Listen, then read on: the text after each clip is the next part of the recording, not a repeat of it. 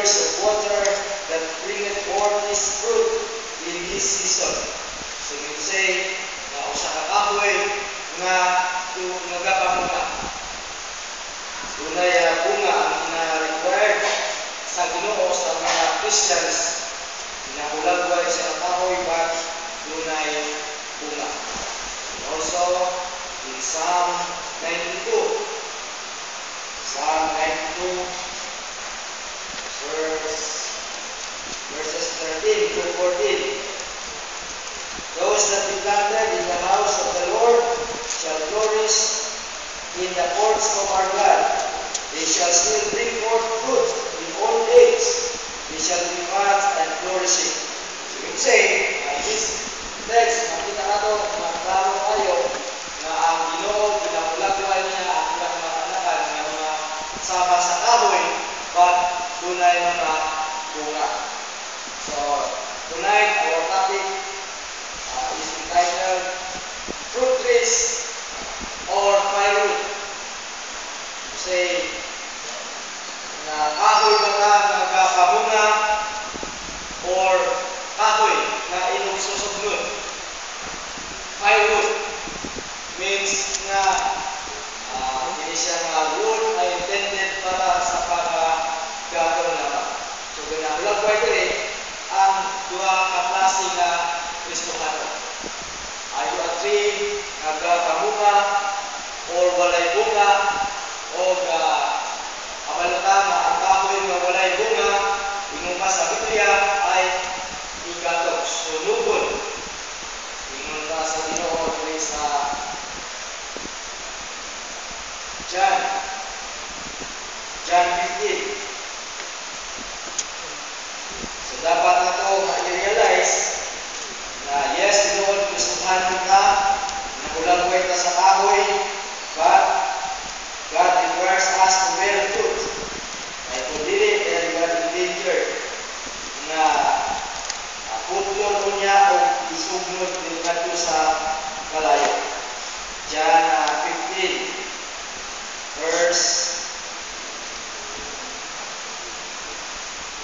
number 2. Every branch in me, verse number 1, sabi ko, I am the vine, and my Father is the husbandman. Every branch in me that beareth not fruit, he taketh away, and every branch that beareth fruit, he purgeth it, that it may bring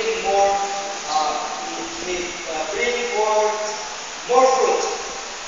Verse number 4, abide in me, and I in you, as the branch cannot bear fruit of itself, except it abide in the vine. No more can ye, except it abide in me. Verse number 6, if a man abide not in me, he is cast forth as a branch, and he is withered, and men gather them and cast them into the fire, and they are burned. So, as Christians, God has sent us with a purpose, and that purpose is to bear fruit, according to verse 16 of John 15.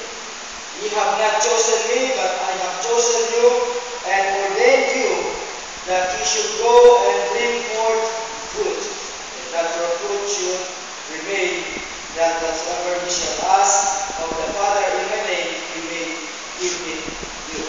So it's very clear na itang Kristohanon, we are likened to a tree, but God requires us to bear fruit. So it means that if we are barren, if we are unproductive, or wala tayong mga bunga sa atong mga Christian life, then one day God will judge us. And that judgment is not for us to be lost in hell, but loss of reward. So, unsa mga characteristics meaning Christians na ginahulagway sa Ginoo ng mga kahoy, fruit trees or firewood. Number 1, characteristics of these two. A fruit tree is fervent. Say, if we are a Christian na napamunga ka, is that we are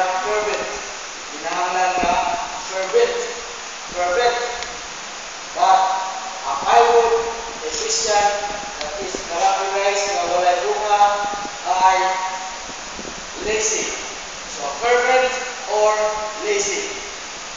So, duhala ang klase nga Kristiyano. If we are not fervent, then we are lazy. If we are lazy, then we are not fervent. If we are fervent, then we are not lazy. So, no neutral ground. Either no hot and cold. Either we are cold or we are hot. So, muna ang characteristic ni ining kahoy. If you are a fruit tree, then you are fervent.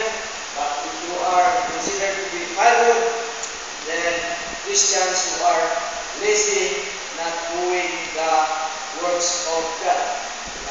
In Romans chapter 12,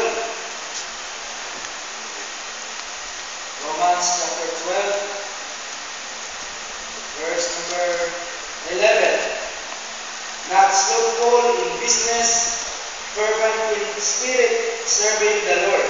So, define that. Slothful or fervent. Lazy or fervent. So, asa man tayo ini klase nga kahoy. Are we a tree that is bearing fruit or ang kagakaroon ay bunga makitaan, ma-claim na to, pwede sa ato nga pagpangalagan sa Ginoo. It doesn't mean na of course ang kalag na minwa na siya na bunga na lantaw sa Ginoo ay ang kalag na atong madalagan sa Ginoo. Are we bearing fruit or we are lazy, wala taga-buhat sa bulaton sa Ginoo. Number 2, not only fervent or lazy, but characteristics of a fruit tree or firewood ay responsible or immutable. From the word immutable. Ako lang yung right.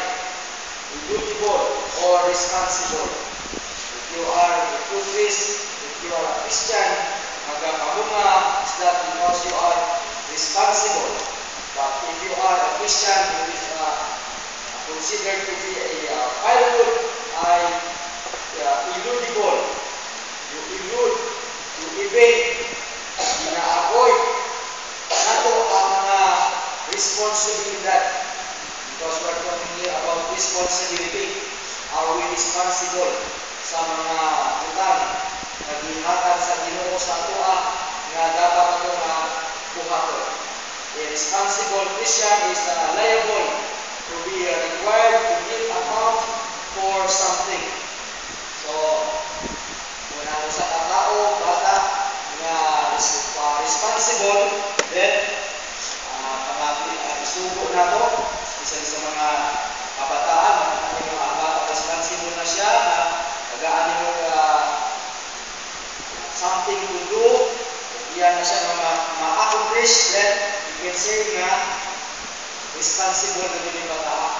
Doon na siya accountability, kapalo na siya, na he is required, or that child is has a accountability sa musugo sa iya. How about sa ato mga Kristohan? Are we responsible sa mga utang na ibiyal sa Ginoo sa tuwa? Or kung doon na yung mga responsibilidad, dalit na yung napupilod, o evade, o avoid, musibat, dalit na yung makapakita o mga alibay para hindi na makabuhat sa mga trabaho. For example, sa mga kabataan, sa panimalay, sa doon na, ugas plato, o sa mga, dali kayo mga sibat. Asa naman ito si, wala na sibat na. So, are we like that kind of Christian na instead na magiging responsible na, dali kayo mo sibat or